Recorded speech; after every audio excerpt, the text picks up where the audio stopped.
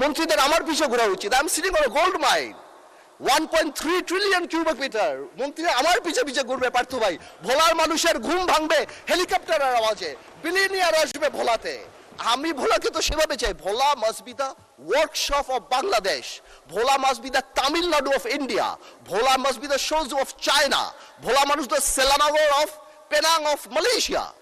আপনারা ভোলাকে আলাদা ভোলা ডেভেলপমেন্ট কমিটি করেন। ভেরি ইম্পর্টেন্ট ভোলা নিয়ে কথা বলা। মানে স্পিকার হাফিজ সাহেব থাকলে রিলেট করতো, উনি ভোলার মানুষ। মানে স্পিকার একটা বাড়ি, সরি হাফিজ সাহেবকে, sorry speaker sahib, thank you, so sorry, so sorry.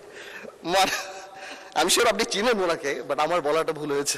Understand, we are member of parliament, thank you. আচ্ছা, আমি বলতে চাচ্ছিলাম একটা বাড়িতে যদি তিনটা বাচ্চা কাচ্চা থাকে বা তিনজন বাচ্চা থাকে, তিনজন সন্তান থাকে, আর একজন সন্তান যদি অঙ্কে ভালো হয়, বাবা মা তার জন্য একটা এক্সট্রা টিচার দেয়। তার মানে এই না বাবা মা অন্য কাউকে অপছন্দ করে, বাট ওই মেরিটটাকে সম্মান করে। মানে স্পিকার, আমার ভোলাতে 1.3 ট্রিলিয়ন কিউবিক মিটার গ্যাস আছে। আমাকে একটু অঙ্কের টিচারের মতো আলাদা করে দেখা উচিত, because I am intelligent and I have the capacity to become a doctor or engineer in future. আমি গ্যাসে পরিপূর্ণ, আপনি আমাকে ভ্যালু করেন। আজকে ভোলা ব্রিজ, আজকে আমি মন্ত্রীদের পিছে পিছে ঘুরি, কাউকে বলে আমাকে একটা এয়ারপোর্ট দেন, কাউকে বলে আমি একটা তেল দেয়, কাউকে বলি আমাকে একটু এয়ারপোর্ট করে দেন, আমাকে একটা বিশ্ববিদ্যালয় এবং আমার ভোলা ব্রিজ সেতু। অনেকেই এটা কনফিউশন যে এই বাজেটের মধ্যে কেন ভোলা বরিশাল সেতুর কথা আসলো না। আমি মনে হয় কয়েকবার আমার সেতু মন্ত্রী সাহেবকে ফোন করেছি, জানতে চেষ্টা করেছি, উনি আমাকে আশ্বস্ত করেছে ডিপিপি অনুমোদন হবে, তারপর G2G অথবা পিপি আদল হবে। এবার এটা কবে হবে আমি জানতে চাচ্ছি।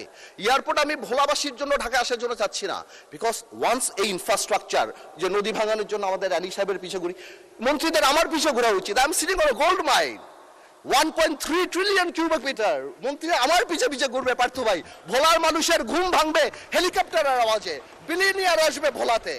আমি ভোলাকে তো সেভাবে চাই, Bhola must be the workshop of Bangladesh, Bhola must be the Tamil Nadu of India, Bhola must be the Suzhou of China, Bhola মানুষ the Selangor of Penang of Malaysia.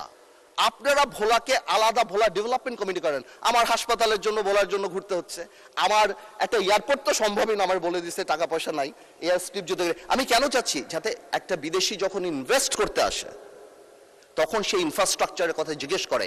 আমি ভোলা আর ঢাকায় আসার জন্য প্লেন চাই না, আমি এই জন্য চাচ্ছি তারা জিজ্ঞেস করে হসপিটালের কি অবস্থা, ইনফ্রাস্ট্রাকচারের অবস্থা, রাস্তাঘাটের কি অবস্থা, স্কুল কলেজের কি অবস্থা, সব ভোলা ব্রিজের কি অবস্থা। এই যে ভোলা ব্রিজ সেতু, আমাদের সেতুটা, এটা কবে হবে, বাজেটে কেন না। আমি মাননীয় অর্থমন্ত্রীকে রিকোয়েস্ট করবো, আপনি একটু ভেঙে বলে দিবেন যে কেন নাই, কি হতে পারে, কবে হতে পারে, আপনার স্পিচ যখন হবে। তো এই পুরো জিনিসটা আমাদের মাথায় রাখতে হবে যে ভোলাকে আপনারা ইউজ করেন। Bhola could be the heart, Bhola could be the মানে heart of the economy of the country. আর এই কারণে আমাদের ইনফ্রাস্ট্রাকচার ডেভেলপমেন্ট অনেক দরকার। আমি মাননীয় প্রধানমন্ত্রীর দৃষ্টি আকর্ষণ করব যে ভোলা ডেভেলপমেন্ট কমিটি নামে একটা কমিটি যদি করে, ভোলাকে আলাদা বরাদ্দ বা ভোলার আলাদা জিনিসগুলো, এবং আমাকে যদি, যেহেতু আমি সরকারের পার্ট না, আমি কোনো মন্ত্রী না বা আমার কোনো এক্সিকিউটিভ পাওয়ার নাই, আমাকে এরকম একটা অ্যাক্সেসিবিলিটি করে দেওয়া যাতে আমি আমার কাজগুলি খুব তাড়াতাড়ি বের করে নিয়ে আসতে পারি। মাননীয় স্পিকার, আমি আর বেশি সময় নেব না। আমি আবার সরকারকে এবং বিশেষ করে মাননীয় প্রধানমন্ত্রীকে ধন্যবাদ জানাই এবং আমি কংগ্রাচুলেট করি।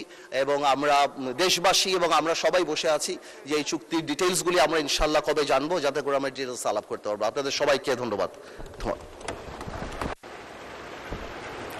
অসংখ্য